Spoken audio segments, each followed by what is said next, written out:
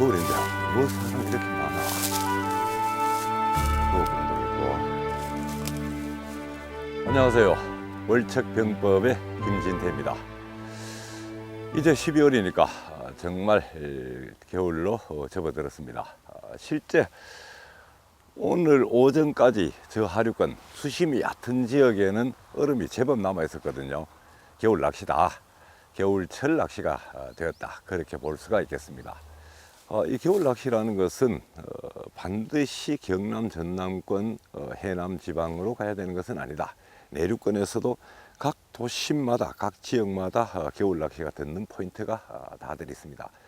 그리고 겨울 낚시인이 많지, 겨울 낚시의 메카라고 할 수 있는 해안가 도서지방 포인트나 혹은 내륙권 포인트나 모두 다 기복이 있다. 아무래도 얼어붙는 날, 그리고 북서계절 포민이 매섭게 부는 날, 그런 날은 입질이 끊어지죠. 그러다가 뭔가 조건이 맞는 날은 입질이 붙는데, 입질이 붙는 날 폭발력이 다르다. 겨울 낚시 메카라고 하는 곳, 소위 전남권 위주로, 그리고 경남 그 도서지방 해안가 포인트들은 입질이 터지는 날은 겨울이지만은 놀라울 정도로 소위 대박 수준의 조항이 나죠. 근데 내륙권에서는 겨울 낚시에서 조항이 나더라도 그렇게까지 나기는 좀 어렵습니다. 그 차이일 뿐, 되고 안 되는 기복이 심한 것은 똑같다, 그렇게 볼 수가 있겠습니다. 여기는 홈통을 이루는 지역인데요. 앞에 보이는 저 부들이며 물버들, 그림 좋은 저 언덕 너머가 본류입니다. 그리고 여기는 흐름이 완만한, 거의 멈춰버린 지류권인데, 그 중에서도 홈통 자리다. 지류권의 홈통, 이 자리를 저는 오늘 포인트로 잡았습니다. 자리에 들어가서 순서를 진행하겠습니다. 날씨도 좋고 포인트도 좋고 색도 좋고, 이런데 입질을 못 보는 가나.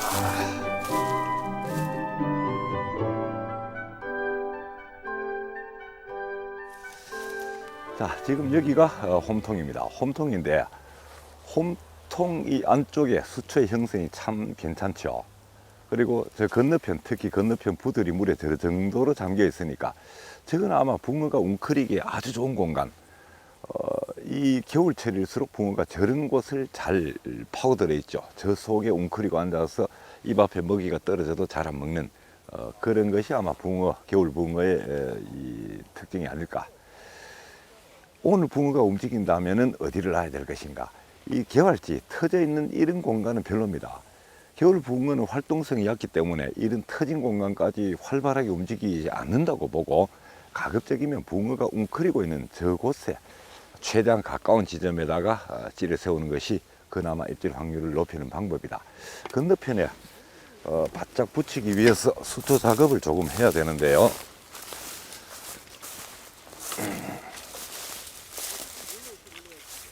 시야가 잘 안 나와. 이 홈통 안쪽에 마지막 지점이 아닐까. 지금 산란을 전후한 시기가 아니기 때문에 붕어가 이보다 더 안쪽으로, 더 깊숙이 연안 가까운 쪽으로 올라붙지는 않을 것이다. 그렇다면 이 자리가 한계가 아닐까, 그렇게 보고요. 제일 안쪽 1번 자리로 여기를 잡아보는 겁니다.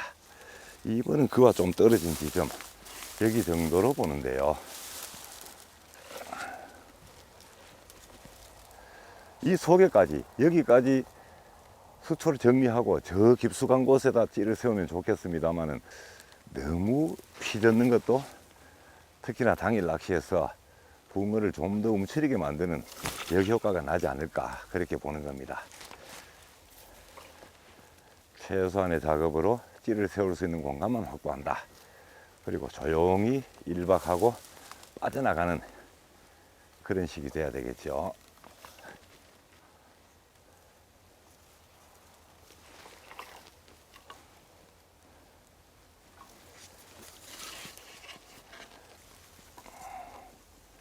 자, 이 정도면은 여기에 찌를 세우기에 큰 어려움이 없겠다.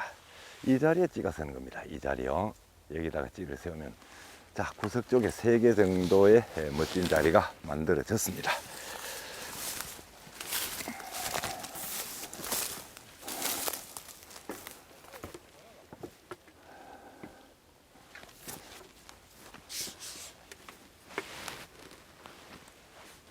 자, 3개의 찌를 세우고 나머지는 저 건너편 아마 40대 혹은 그 이상 대들이 들어가야 되겠는데요.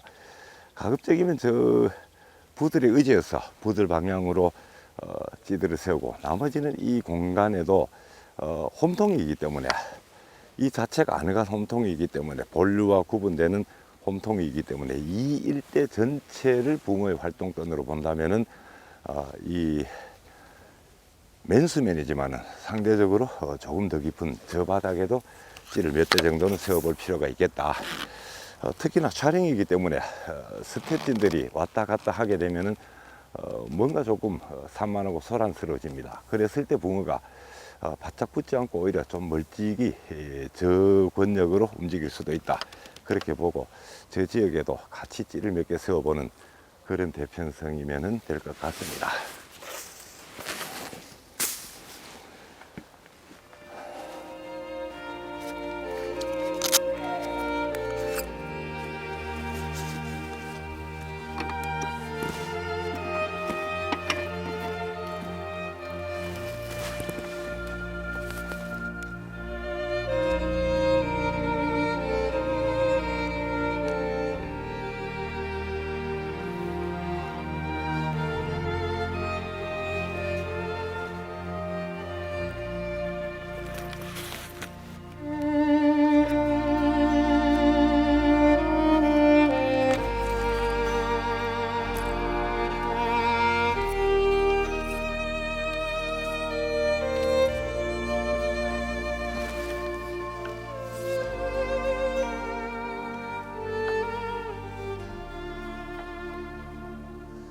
지금 건너편 부들 쪽에 붙이는 지점들은 다 붙여 세웠습니다.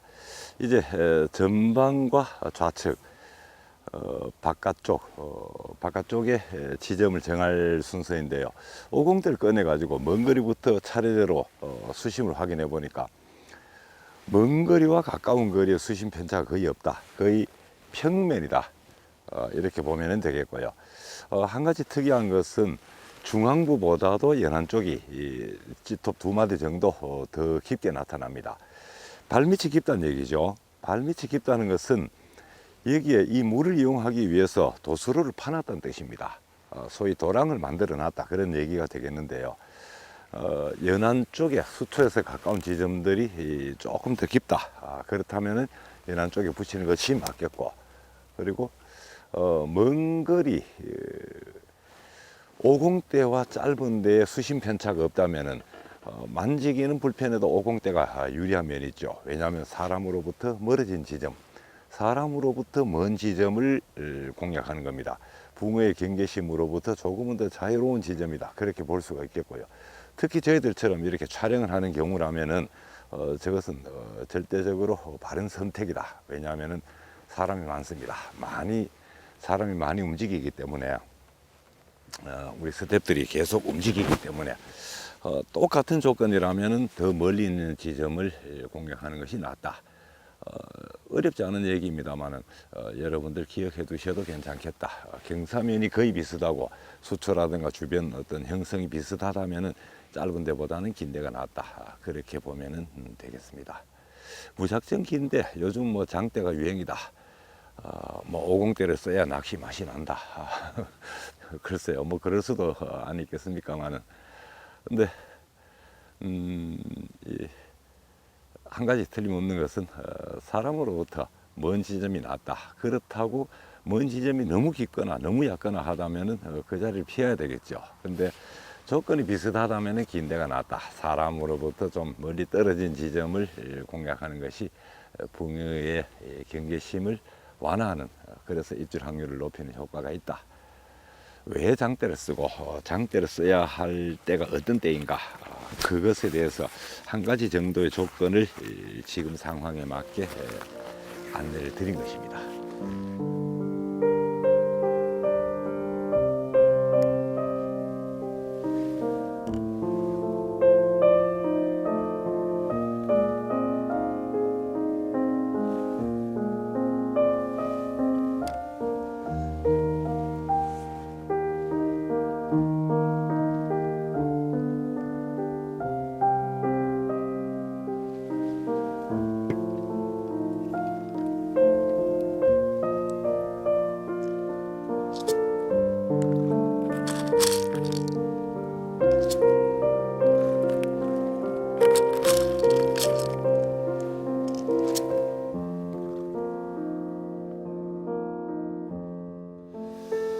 이제 완전히 어두워졌습니다.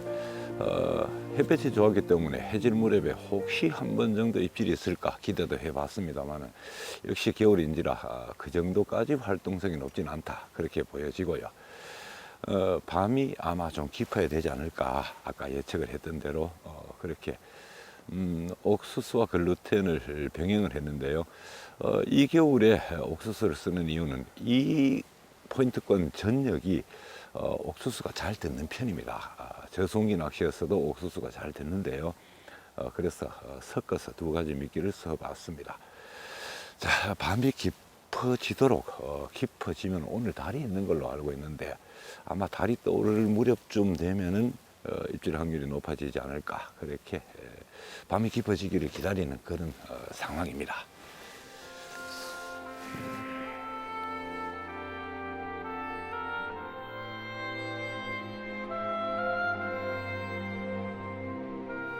대낮처럼 밝습니다. 딱 보름인 것 같은데요. 대낮처럼 밝은 그런 밤을 맞이하고 있습니다. 이게 이 휘영청 밝은 이 달은 사람 마음을 편하게 해주죠. 푸근하게 해주는 그런 속성을 가지고 있는데요. 그래서 흔히 이 달을 갖다가 어머니에 비유하고 고향에 비유를 하죠. 근데 낚시인 중에서 보름달 아주 반가워할 사람은 별로 없을 겁니다.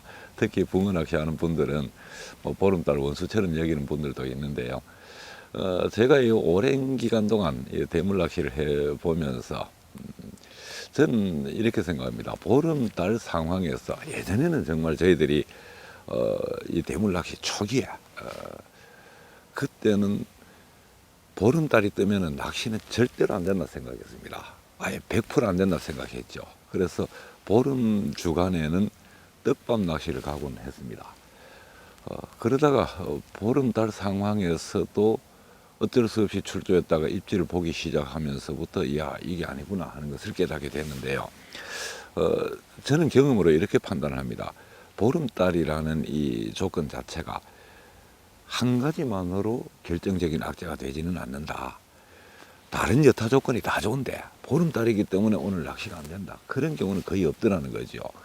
우리는 손톱을 깎아도 될 정도 오늘과 같은 이런 보름달 상황에서 소위 대박 조항을 냈던 기억들이 상당히 많습니다. 근데요, 만약에 야, 이 정도 악재라면은 입질을 보지 않을까 하는 정도 작은 악재가 있습니다. 예를 들어서 주변에 오늘 이분들은 조용합니다만은 마침 출조했는데 그날 낚시단체 행사가 있어서 좀 소란하다든가 또 건너편 분이 자꾸 물소리를 첨벙거리고 뭐 후레쉬를 비추고 이런다든가 뭐 작은 악재들이 있죠. 작은 악재와 보름달이라는 악재가 만났을 때는 결정적인 악재가 된다. 악재가 있는 날 보름달이 겹쳐버리면 정말 입질 보기 어렵더라. 그런 경험들은 들어 있었던 것 같습니다. 예를 들어서 오늘이 뭐 추워지는 둘째 날, 셋째 날이다. 붕어가 입을 다물기 쉬운 날이죠. 그런데 그 전에 날씨가 워낙 좋았기 때문에 입질 한두 번 정도는 보지 않을까 생각했는데 마침 보름달이 비쳐버린다. 그렇다면 야 오늘은 정말 가능성이 없겠다. 보름달을 요 정도 존재로 요 정도 어떤 파괴력을 가진 악재로 저는 그렇게 생각을 합니다. 한 가지만 기억을 하시면 되겠죠. 다른 여타 조건들이 다 좋은데 보름달이라는 한 가지 악재가 있다. 그렇다면 오늘은 보름이 아니라는 생각으로 정상적인 낚시를 진행하시면은 정상적인 낚시 상황 그런 조항이 나올 수 있다. 이렇게 기억을 하시면 되겠습니다. 오늘 뭐 특별한 악재가 없습니다. 겨울이라는 시기적인 악재 이것은 어쩔 수 없는 거죠. 시기적인 악재 외에는 특별한 악재가 없는데 단지 보름달이다. 그렇다면 오늘은 입질 확률을 어느 정도는 기대를 해도 되지 않을까. 오늘 낚시는 오늘 낚시와 보름달을 어떤 판단을 한다면은 이렇게 판단할 수가 있겠죠. 입질 볼 확률이 더 높다. 일단은 그렇게 한번 기대를 해봅니다.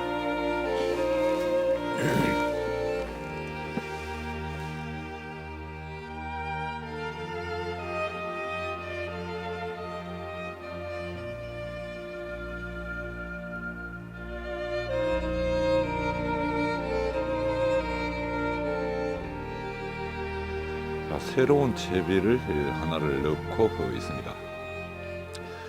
저는 상시 사계절 외바늘 채비를 쓰는데요. 이건 쌍바늘입니다. 그리고 쌍바늘이고 찌도 바뀌었죠. 찌도 바뀌었고 줄도 바뀌었습니다. 줄은 세미 플로트인데요. 나일론 줄이죠.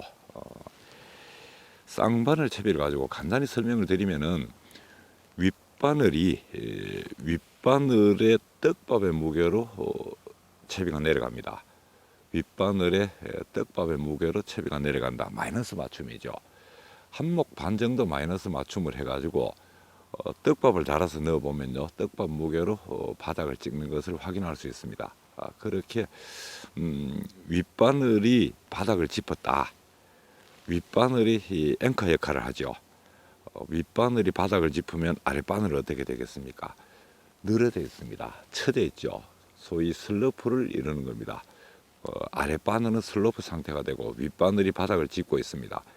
여기에서요, 열의 9은 아랫바늘에 입질이 들어옵니다. 입질을 하게 되면은 아랫바늘이 입질을 하게 되면 윗바늘이 바닥을 짚고 있기 때문에 찌가 안 올라온다. 그렇지가 않습니다. 떡밥은 들어가면 풀어지죠. 이 글루텐 종류인데요. 풀어지고 후 성분만 바늘에 살짝 걸려 있습니다. 가벼워져 버렸죠. 아랫바늘을 들면요, 이 단차가 대단히 작습니다. 단차가 짧기 때문에 아랫바늘을 빨아버리면은 윗바늘도 같이 윗바늘의 떡밥이 으스러지면서 떨어지면서 찌가 올라옵니다. 마이너스 맞춤인데 열의 9은 소스으로 입질이 나타난다.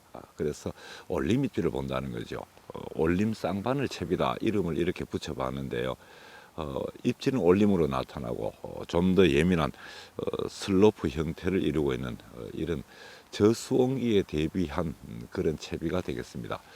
그리고 예민성을 살리기 위해서 슬림한 찌, 길고 슬림한 형태의 찌를 사용을 했고, 또 이 나일론줄 계열 세미플로트나 혹은 우리가 부르기를 세미플로트다, 혹은 모노줄이다, 나일론줄이다, 같은 계열이라고 보면 되겠습니다. 같은 성질을 가지고 있다, 그렇게 보면 되겠고요.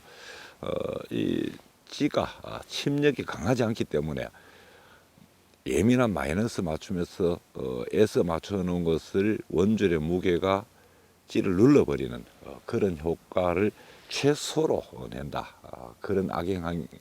그런 악영향이 최소로 되어 있는 줄이 이 나일론 줄이다. 그렇게 보시면 되겠고요. 글쎄요, 내일 설명이 부족하면은 내일 날이 밝을 때 다시 한번 설명을 드리기로 하겠습니다. 지점의 문제, 저는 항시 지점을 중요시하는데 지점의 문제가 아니고 어떤 채비의 문제가 된다. 붕어의 입질이 너무도 미약하기 때문에 채비의 문제가 된다면은 아마 이 채비에서 입질을 받게 될 것입니다.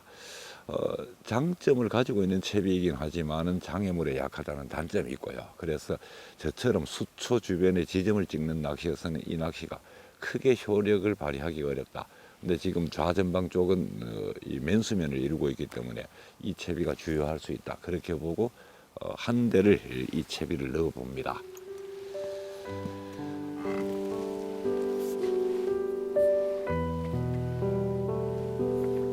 나일론줄이니까 원줄을 가량 쳐 주어야 됩니다.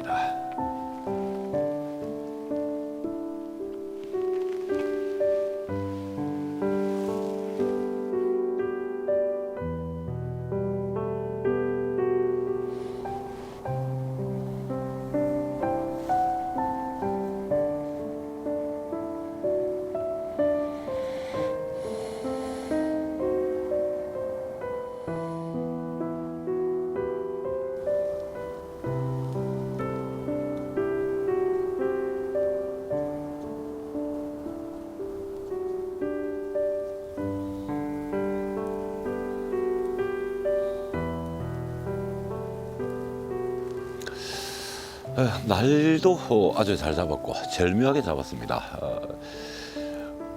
어제 이전에 그저께까지는 이 살얼음이 잡혀서 낚시 불가 상황이었는데 어제는 얼음 걱정 없이 낚시에 몰입할 수 있었으니까 아주 날을 잘 잡았는데 붕어의 동선을 잃는데 실패를 했다, 그렇게 봐야 될 것 같습니다. 개발지 쪽에 앉았던 분들은 두세 번씩 입질을 봤는데 이 홈통 안에 겨울 붕어의 어떤 은신처가 되기에 누가 보더라도 틀림없다 싶은 이 자리가 예신 한 번 없이 끝나버리고 말았습니다. 뜻밖의 결과인데요. 붕어의 동선을 포인트를 짚는데 실패를 했으니까 입질을 못 본 것, 억울해 할 게 하나도 없을 것 같습니다. 실력을 더 키우는 수밖에 없을 것 같습니다. 자, 이제 겨울로 접어드니까 낚시가 좀 더 어렵습니다. 붕어 만나기가 어려워지는데요. 씨알 것보다는 담은 작은 붕어라도, 잔씨알의 붕어라도 입질을 볼 수 있는 곳, 그런 곳을 찾아서 촬영을 해야 될 것 같습니다. 자, 오늘 아쉬움을 아주 가슴 한가득 안고 다음 촬영지 잘 선택을 해서 또 좋은 영상으로 찾아뵙도록 하겠습니다. 자, 여러분들 추운 계절에 안전을 우선하는 조행하시고 저마다 행복한 낚시 하시기 바라겠습니다. 감사합니다. 아이고, 빨리 벗어나야 되겠다. 빨리 벗어나야 되겠어. 잘못 읽었네. 틀림없을 거라고 봤는데